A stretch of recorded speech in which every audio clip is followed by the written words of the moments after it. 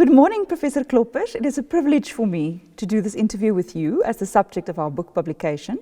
Thank you so much for making your time available, and I remain hopeful that we will be able to celebrate the book again in a face-to-face meeting at a more opportune time. Good morning, and thank you.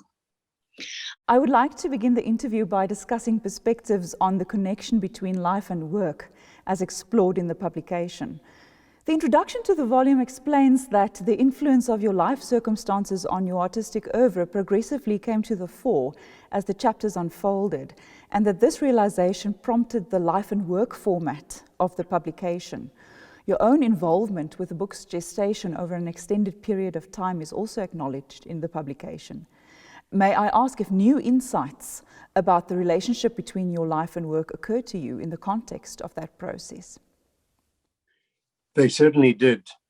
Before the publication of the book, I've been aware of, to a certain degree, of this relationship, but the book, as well as the interviews that preceded it, brought it in sharper perspective. I will briefly mention this relationship with regard to my work in musicology, as well as my compositions. In musicology, the relationship between my life and work is evident as I moved from Potchefstroom to Frankfurt to Bloemfontein and to Edmonton, at least with regard to my understanding and teaching of this discipline. In each milieu, I was intellectually challenged and shaped, forced to grapple with new ideas and concepts and to find answers. In the 2015 discussions in Bloemfontein, I was also asked about my views and methodology in the teaching of musicology, which led to further reflection. Charles Stolte's interview regarding my musicological journey prompted me to revisit anew my views and how they were affected or modified by place and time. In my compositional work, I've been conscious to a certain degree of how my life and work related, but there is much that happens subconsciously and which might be more obvious to the onlooker, hearer, or observer of my music. I can mention an example of this. When I played a recital in Frankfurt in 1981, at the inauguration of the new von Beckerath organ in the Lutheran Friedenskirche, I included in the program my new partita on Psalm 116, which certainly conveyed a musical idiom, use of timbre, and emotional expression that markedly differed from my earlier Bach-inspired chorale preludes.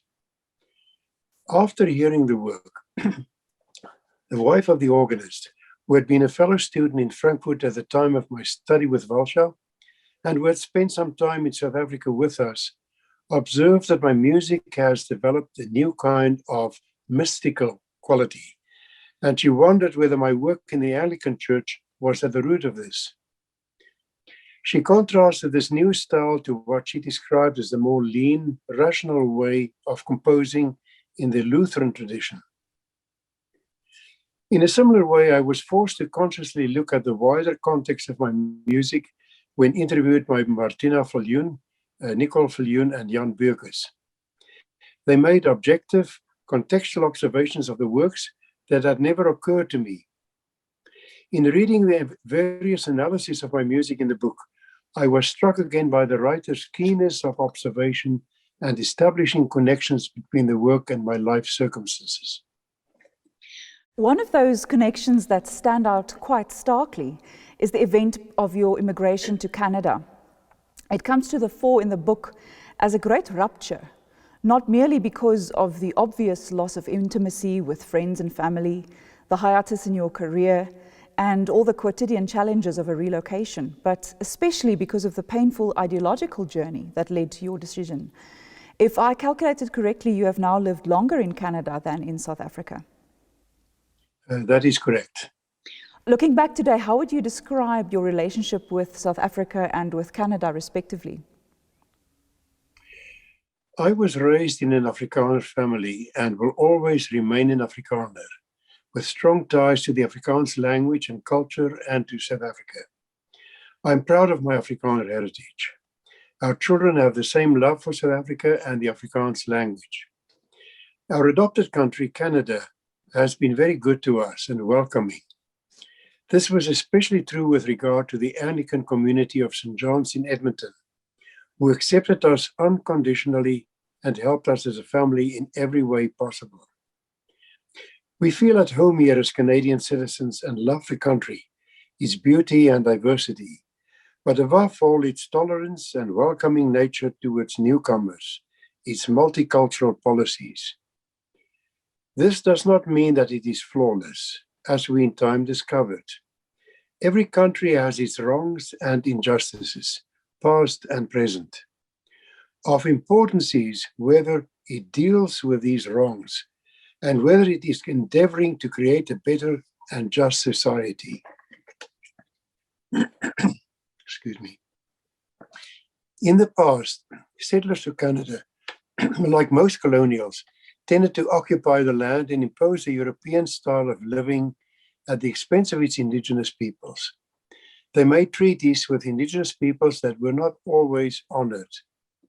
They instituted an advanced farming and industrial infrastructure, including exploration and distribution of natural resources, which sometimes proved to be detrimental to the natural habitat and life of the indigenous people. Furthermore, starting towards the end of the 19th century, the government imposed on the indigenous population a policy of assimilation into the English-French Christian culture by means of church-run residential schools, which proved devastating to their faith and language, their physical, psychological, and cultural well-being. Only in the last decades were these injustices recognized by the government and churches, and an effort was started towards compensation and reconciliation. The Anglican Church, of which we are members and in which I've served as organist since my arrival, is part of that healing process. The King's University, in which I taught for 35 years, continues to play an important role as well in promoting social justice and shalom. Apart from Indigenous issues, there are also elements of hidden racism and gender-based mistreatment in Canada that need to be addressed. It is important, however, to point out that the tie that binds people together in Canada is different from the one in the traditional South Africa of my youth. Canada is a land of immigrants from every corner of the earth, and as heterogeneous as can be imagined in terms of ethnicity, customs, and faith. Multiculturalism, tolerance, a respect for democracy, and a love for the country's natural beauty are some of the binding forces. This heterogeneous Canadian society was something we had to get used to, since the one in apartheid South Africa in which we grew up constituted a rather homogeneous Afrikaans-speaking nation, almost an extended family, united by the Reformed faith, being descendant of Huguenots and Voortrekkers with an almost unbreakable tie to the land and with a perceived divine task to bring Christianity to this continent. Our interactions with the English-speaking South Africans was rather infrequent, and with a non-white population limited to black servants or to missionary work.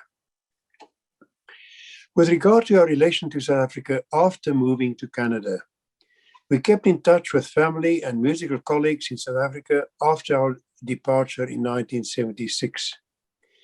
Above all, we trusted and prayed that the inevitable socio-political change will be a peaceful one. We rejoiced in the new moves towards an inclusive democracy and in the ultimate change in 1994, which was peaceful, thanks to Mandela's extraordinary moral example of forgiveness. We also rejoiced in the enviable new South African Constitution and in the process of the truth and conciliation which was followed, instead of a Nuremberg-style post-apartheid reckoning. We also rejoiced in the fact that the Afrikaner people once again proved to be adaptable to new circumstances, and the various efforts by groups to collaborate and make things work were admirable. Apart from family, close contact remained with South African musical colleagues and friends, the Odeion School of Music in particular, with the Suider-Afrikaanse Kerk- en Kerkchoristenvereniging, SAKOF, and former students. Further to the idea of your continued involvement with South Africa, in the introduction and afterword, Martina Viljoen poses the question of your place in the post-apartheid musical landscape in a highly nuanced way, concluding that while you do not see yourself as associated with mainstream South African composers or local compositional practices, you have an ongoing role to play within local music studies and performance. Yeah, she is correct. The genres that I indulge in have been mostly smaller ones, such as organ chorale preludes, or works for organ and other mediums, such as choirs, the piano, saxophone, and so forth, which are not mainstream art music, such as symphonies, string quartets, opera, and so forth. This does not mean disassociation with mainstream music, which I love and admire, but my life and work, for pragmatical reasons, have centered largely around church music, and especially the organ, an instrument which is unfortunately not always appreciated or understood, even by pianists, neither promoted in the way it deserves. My compositional work is also not stylistically part of an esoteric avant-garde music, such as sonic experimentations or trance music. Sonic experimentation is not a field in which I will experiment, but rather continue in a style that is more new classic or new romantic. Still, in terms of mainstream music, I have in recent times branched out towards concert hall genres, such as organ duets, concerti, and orchestral suites, and we will see where this will lead. Absolutely. Martina explains how your works, with the exception of reflections, prologue variations, and epilogue on an Afrikaans folk song, which we'll hear performed later in the program, do not embody overt social or political content, and that you seek to serve the ideal of a just world not through politically inspired protest in your music, but rather through an encompassing vision of eschatological hope. Would you like to comment on that? I agree with Martina's assessment. The piano piece Reflections did not try to make a political statement. It came into existence after the death of my mother in 1997, which signified for me, together with a change to an inclusive democracy in South Africa in 1994, the end of a socio-political era that lasted many decades.